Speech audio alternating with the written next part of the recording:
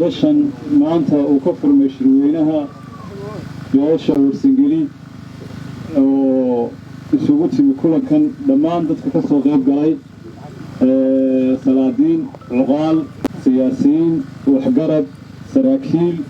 odayaal guurti saxaafad dhammaan intaas shirka soo qayb gashay waxaan ku salaamayaa salaanta islaamka assalaamu calaykum waraxmatullaahi wabarakaatu salaan ka bacdi dhammaan ciddii aan ilaaway oo shirka fadhida oo mudanna salaanta waxay iga guddoomeen wixii halkaa maanta munaasabaddaa fadhiya oo isugu yimi oo dhan waan salaamayaa waxaan ku salaamayaa salaanta islaamka assalaamu calaykum waraxmatullaahi wabarakaatu salaan ka bacdi maanta waxaynu isugu nimi kulan weyn oo ballaaran oo dadka mandaqadda degani ay ka soo wada qayb galeen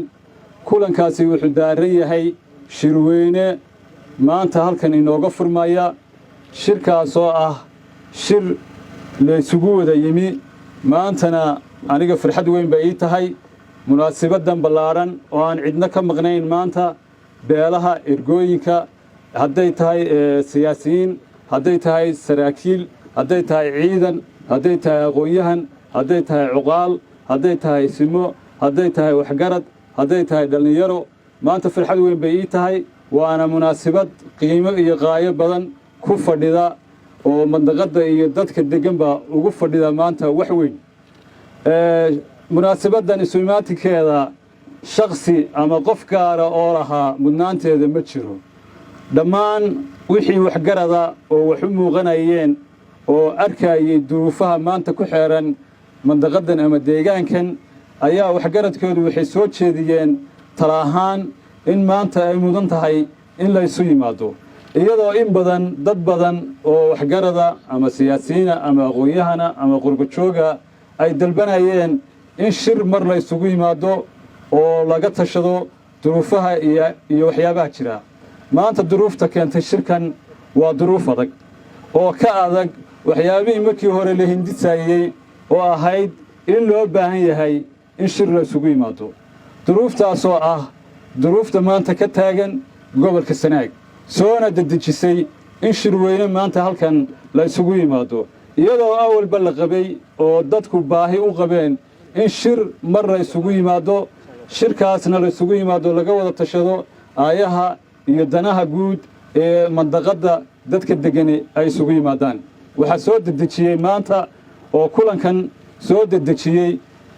arrinta gobolka Sanaag ka taagan arrintaasoo ay ka dhacday dhibaato colaad haddana ay weli taagan tahay marka iyadoo mar walba aan niyadda ku haynay in dadku aaminsanaayeen in la isu yimaado oo la shiro oo tala wadaag la noqdo oo danaha guud iyo wixii dadka u yaallaba laga wada tashado ayaa arrintani dhacday waxayna soo dedejisay kulankan degdega oo maanta aynu isugu nimi waxaa jira duruufo badan oo deegaanka ku xeeran loona baahan yahay in laga wada tashado horena ra'yi iyo talaba dadku ay ka qabeen maanta waa nasiib wanaag ciidimo maqna kolba waxaan aaminsanahay wixii waxgarada oo deegaankan ku sugnaa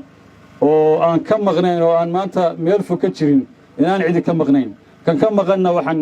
u rajaynaynaa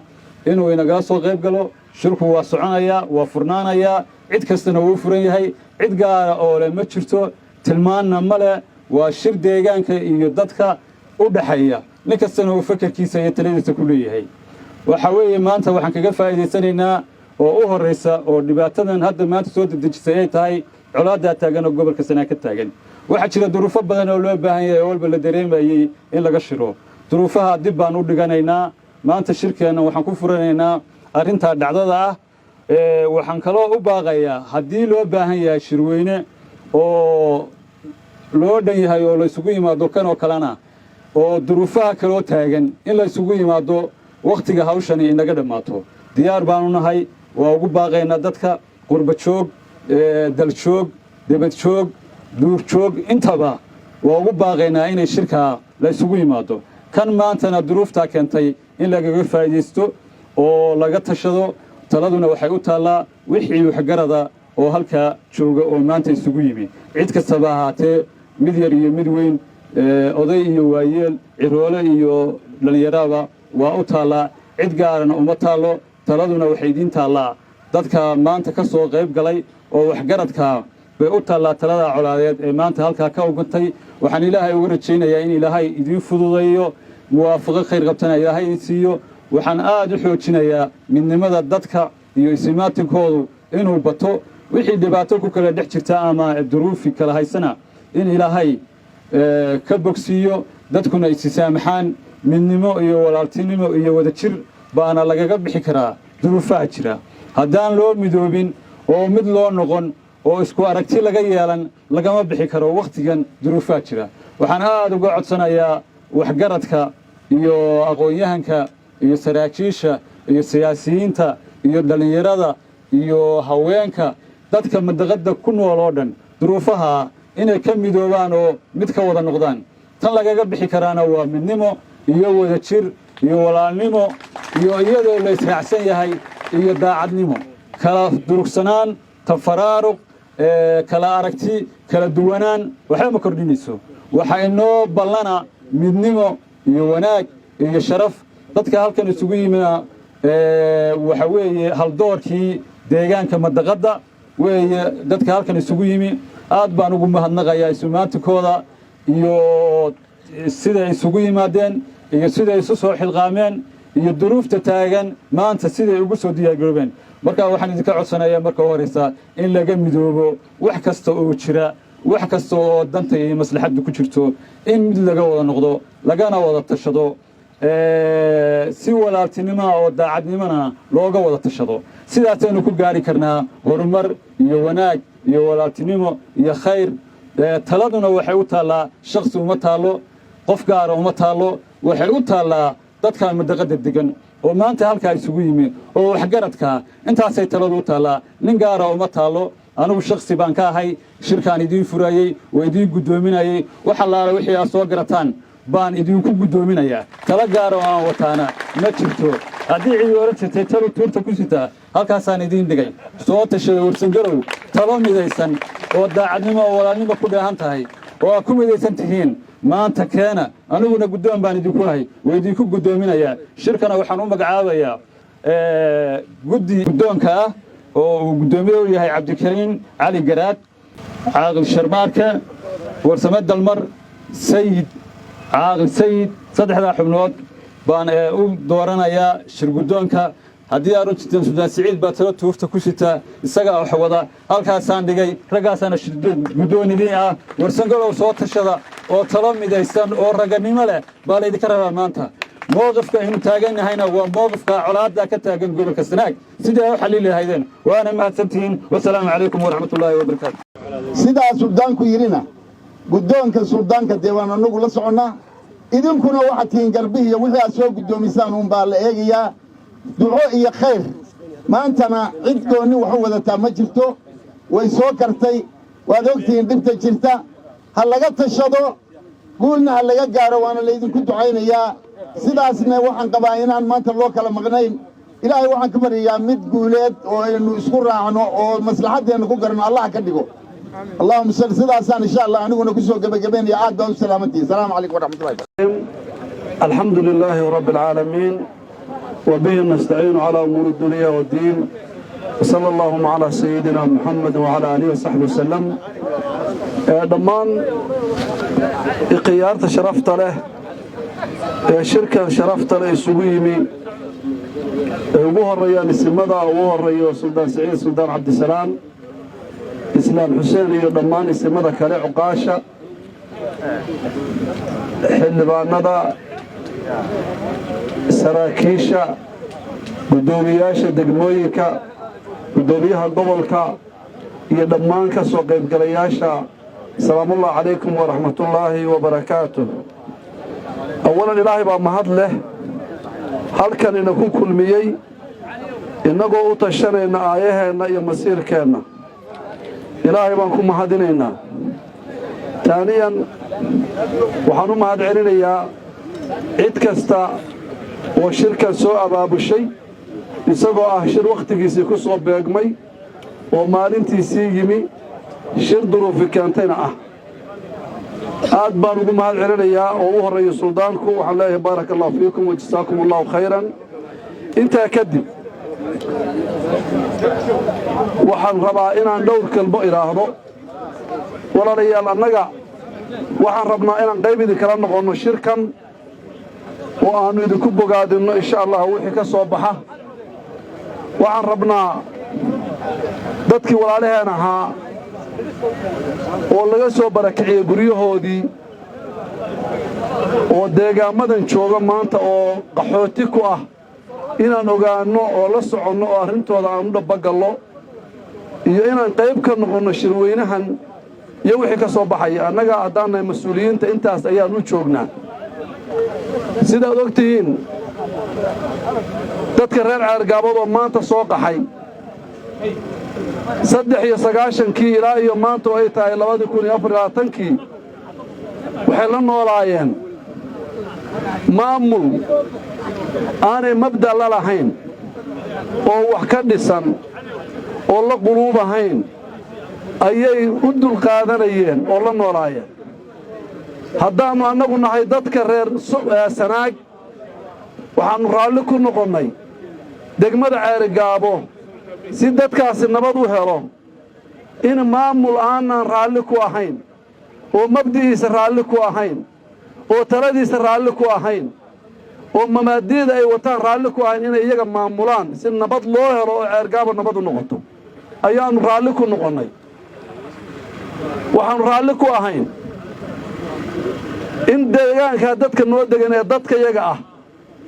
awlaaddooda manhaja wax lagu baraya uu noqdo mid jabhadi leedahay oo taariikhdiisu ay tahay koodbuur lixile iyo biixigii maanta xukumayay ayaan raalli ku ahayn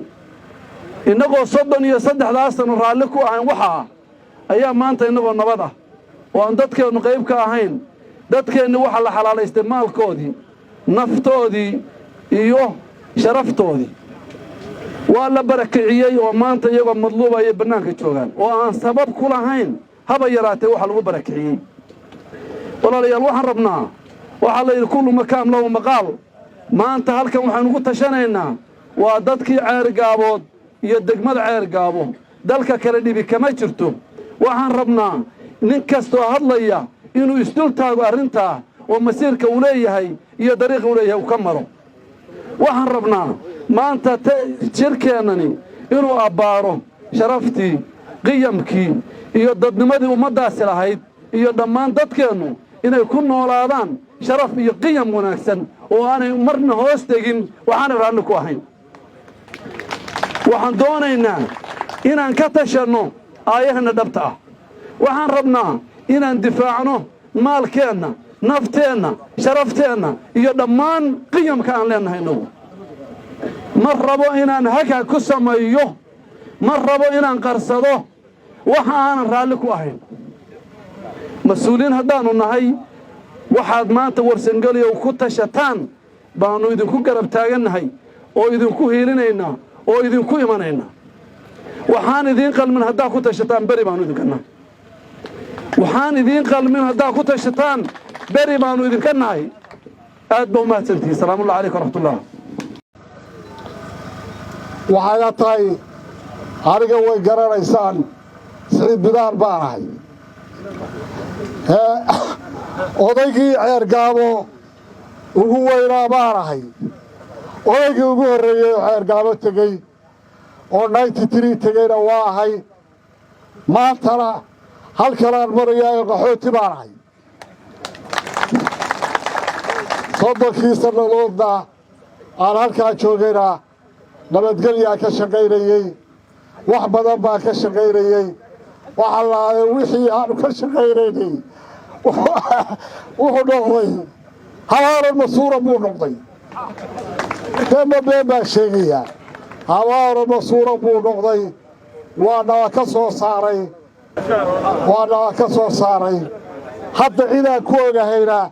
haba yaraatee ma jirto waxaa lay sheegay xaayto 2 oday baa lay sheegay xadhigle iyo oday kale oo masaajid iska joogaa lay sheegay intii kale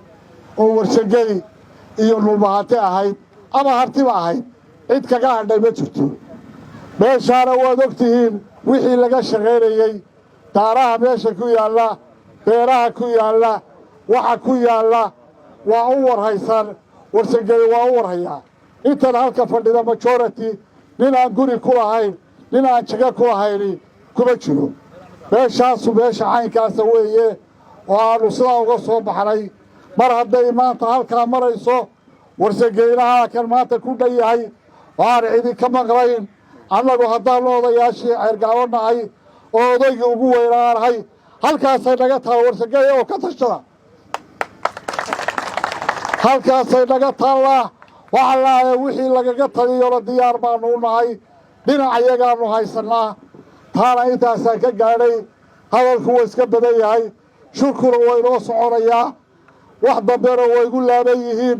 waxa dambena mararka dambaan sheegi doonaa wasalaamu calaykum waraxmatullaahi wabarakaatu waxay la tahay waxaynu isugu nimi sidii imaan u sheegay weeyaan nin ragina waa og yahay nacasna loo sheegi maayo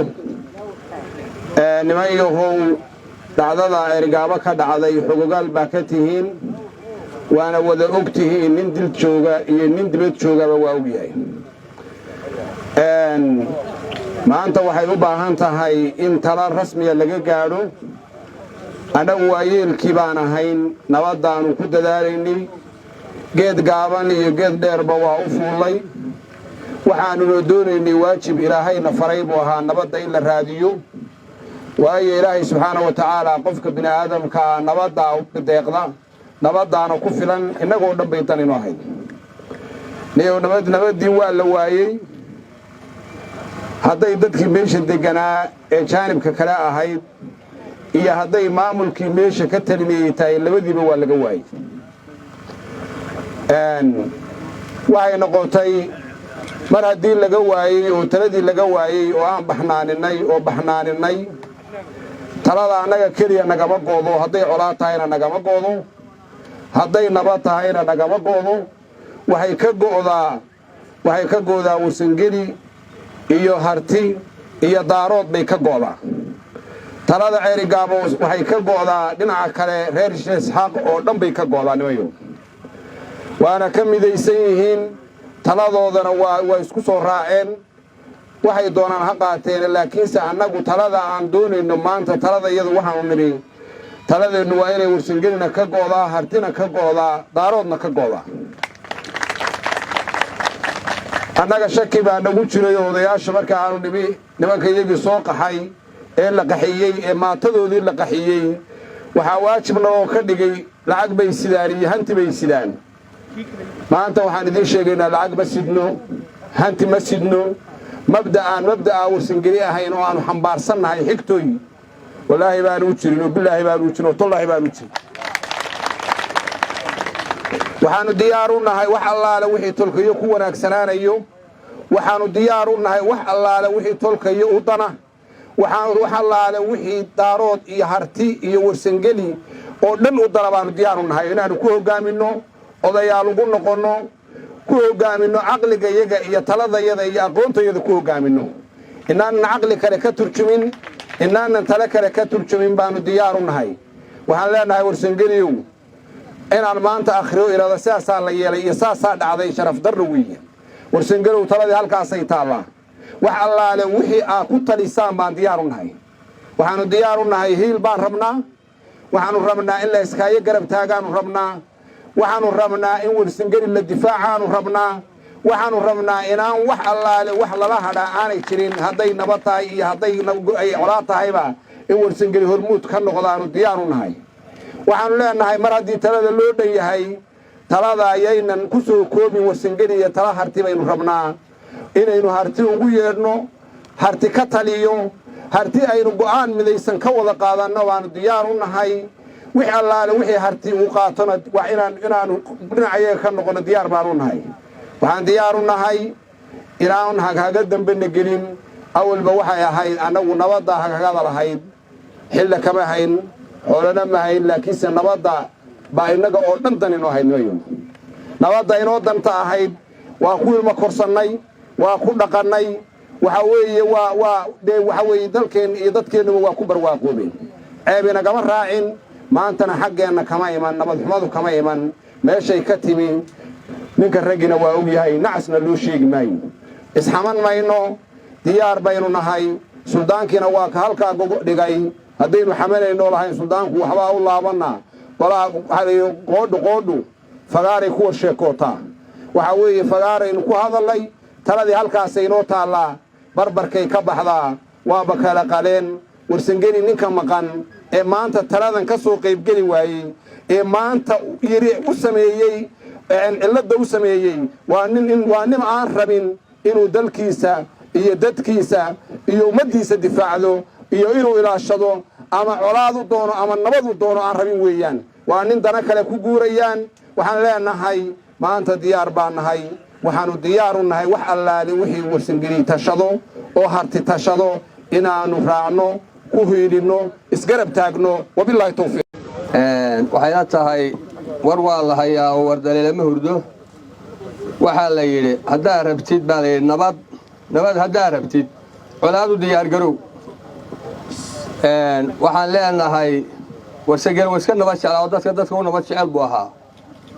laakiin maanta waddanka waa ogtiin waxaa ka jira